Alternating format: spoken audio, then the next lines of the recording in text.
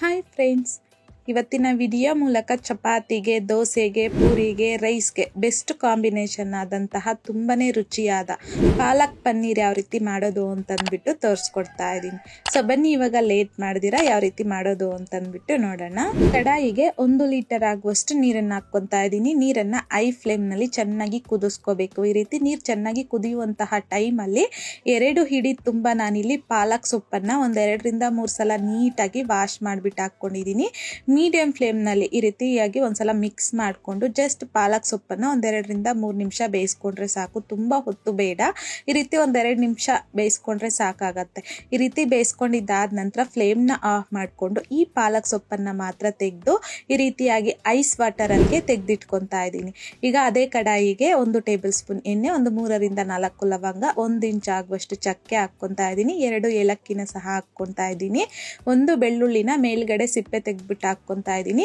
1 table spoon ಆಗುವಷ್ಟು ಗೋಡಂಬಿ, 1 inch ಆಗುವಷ್ಟು ಶುಂಠಿನ ಸಹ ಕಟ್ ಮಾಡ್ಬಿಟ್ಟು ಹಾಕೊಂಡಿದ್ದೀನಿ. 2 ರಿಂದ 3 ಹಸಿಮೆಣಸಿನಕಾಯಿನ ಮುರಿದ್ಬಿಟ್ಟು ಹಾಕ್ಕೊಂತಾ ಇದ್ದೀನಿ. 1 ಮೀಡಿಯಂ ಸೈಜ್ ಅಲ್ಲಿ ಇರುವಂತದ್ದು ಈರುಳ್ಳಿನ ಸಹ ಕಟ್ ಮಾಡ್ಬಿಟ್ಟು ಹಾಕೊಂಡಿದ್ದೀನಿ. 2 ಟೊಮೊಟೊ ಹಣ್ಣನ್ನ ಸಹ ಕಟ್ ಮಾಡ್ಬಿಟ್ಟು ಹಾಕ್ಕೊಂತಾ ಇದ್ದೀನಿ.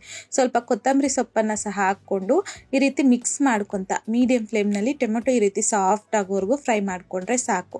ಈಗ ಫ್ರೈ ಮಾಡ್ಕೊಂಡಿದ್ದಾದ ನಂತರ ಫ್ಲೇಮ್ ನ ಆಫ್ ಮಾಡ್ಕೊಂಡು ತೆಗೆದು ಪಕ್ಕಕ್ಕೆ ಇಟ್ಕೊಳ್ಳಿ. ಈಗ ಮಿಕ್ಸಿ ಜಾರಲ್ಲಿ ಸ್ಟಾರ್ಟಿಂಗ್ ಅಲ್ಲಿ ಪಾಲಕ್ ಸೊಪ್ಪನ್ನ ಸ್ವಲ್ಪ ಬೇಯಿಸಿಟ್ಕೊಂಡಿದ್ರಲ್ವಾ, ಆ ಪಾಲಕ್ ಸೊಪ್ಪು ಜೊತೆಗೆ ಟೊಮೊಟೊ, ಈರುಳ್ಳಿ, ಬೆಳ್ಳುಳ್ಳಿ, ಶುಂಠಿ ಎಲ್ಲಾನು ಸಹ ಫ್ರೈ ಮಾಡ್ಕೊಂಡಿದ್ದೀರಲ್ವಾ, ಇದನ್ನು ಸಹ ಇದೇ ಜೊತೆಲಿ ಹಾಕಿ ಪಾಲಕ್ ಸೊಪ್ಪು ಜೊತೆಲಿ ಈ ಪಾಲಕ್ ಸೊಪ್ಪನ್ನ ಈ ರೀತಿ ಸ್ಮೂತ್ ಆಗಿ ಪೇಸ್ಟ್ ಮಾಡ್ಕೊಂಡು ತಗೋಬೇಕು.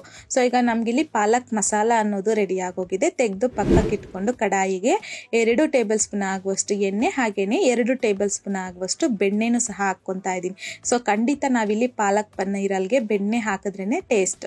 ಸೊ ಈಗ 1 ಟೀ ಸ್ಪೂನ್ ಆಗುವಷ್ಟು ಜೀರಿಗೆ, ಸ್ವಲ್ಪ ಕರಿಬೇವನ್ನ ಸಹ ಹಾಕೊಂಡು ಒಂದ್ಸಲ ಮಿಕ್ಸ್ ಮಾಡಿಬಿಟ್ಟು ನಾವು ಪಾಲಕ್ ಮಸಾಲೆ ರೆಡಿ ಮಾಡಿ ಇಟ್ಕೊಂಡಿದ್ದೀರಲ್ವಾ ಅದನ್ನ ಹಾಕ್ಕೊಂತಾ ಇದ್ದೀನಿ. 1 ಟೀ ಸ್ಪೂನ್ ಆಗುವಷ್ಟು ಚಿಲ್ಲಿ ಪೌಡರ್, 1 ಟೀ ಸ್ಪೂನ್ ಆಗುವಷ್ಟು ಧನಿಯಾ ಪೌಡರ್, ಅರ್ಧ ಟೀ ಸ್ಪೂನ್ ಆಗುವಷ್ಟು ಗರಂ ಮಸಾಲ, ಅರ್ಧ ಟೀ ಸ್ಪೂನ್ ಆಗುವಷ್ಟು ಜೀರಿಗೆ ಪೌಡರ್, ಅರ್ಧ ಟೀ ಸ್ಪೂನ್ ಆಗುವಷ್ಟು ಅರಿಶಿನ, ಹಾಗೆಯೇ ರುಚಿಗೆ ತಕ್ಕಷ್ಟು ಸಾಲ್ಟ್ ಅನ್ನ ಸಹ ಹಾಕೊಂಡು ಒಂದ್ಸಲ ಚೆನ್ನಾಗಿ ಮಿಕ್ಸ್ ಮಾಡ್ಕೊಂತ ಫ್ರೈ ಮಾಡ್ಕೊಳ್ಳಿ. ಒನ್ಸ್ ಮಿಕ್ಸ್ ಮಾಡ್ಕೊಂಡಿದ್ದಾದ ನಂತರ ಲಿಡ್ನ ಕ್ಲೋಸ್ ಮಾಡಿಕೊಂಡು ಲೋ ಟು ಮೀಡಿಯಂ ಫ್ಲೇಮ್ ನಲ್ಲಿ 5 ನಿಮಿಷ ಈ ಪಾಲಕ್ ಮಸಾಲೆನ ಚೆನ್ನಾಗಿ ಫ್ರೈ ಮಾಡ್ಕೋಬೇಕು ಎಣ್ಣೆ ಜೊತೆಯಲ್ಲಿ.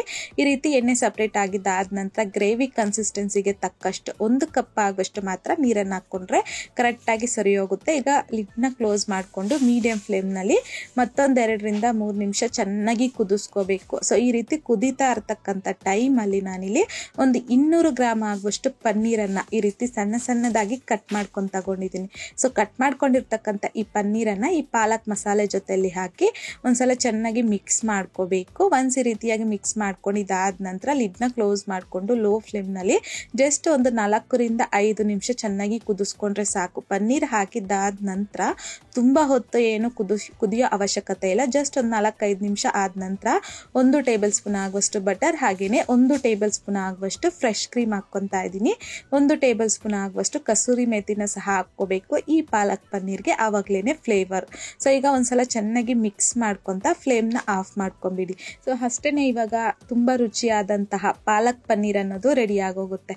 ಸೊ ತುಂಬಾ ಚೆನ್ನಾಗಿರುತ್ತೆ. ಈ ಮೆಥಡ್ ಅಂಡ್ ಈ ಮೆಷರ್ಮೆಂಟ್ಸ್ ನಲ್ಲಿ ನೀವು ಸಹ ಈ ಪಾಲಕ್ ಪನ್ನೀರ್ನ ಮಾಡಿ ನೋಡಿ, ತುಂಬಾನೇ ಚೆನ್ನಾಗಿ ಬರುತ್ತೆ ಟೇಸ್ಟ್. ಸೊ ಈ ರೀತಿಯಾಗಿ ಚಪಾತಿ ಜೊತೆಗಾಗಿರ್ಬೋದು, ರೊಟ್ಟಿ, ರೈಸು, ಹಾಗೇನೆ ದೋಸೆಗೂ ಸಹ ಚೆನ್ನಾಗಿರುತ್ತೆ ಕಾಂಬಿನೇಷನ್. ಸೊ ತಪ್ಪದೆ ನೀವು ಸಹ ಪಾಲಕ್ ಪನ್ನೀರ್ ಮಾಡಬೇಕಾದ್ರೆ ಈ ವಿಧಾನದಲ್ಲಿ ಮಾಡಿದಾದ ನಂತರ ನಿಮಗೂ ಸಹ ಟೇಸ್ಟ್ ಯಾವ ರೀತಿ ಬಂತು ಅಂತಂದ್ಬಿಟ್ಟು ಮರಿದೆ ನನಗೆ ಕಮೆಂಟ್ ಬಾಕ್ಸ್ ಅಲ್ಲಿ ಕಮೆಂಟ್ ಮಾಡಿ, ಲೈಕ್ ಮಾಡಿ, ಶೇರ್ ಮಾಡಿ.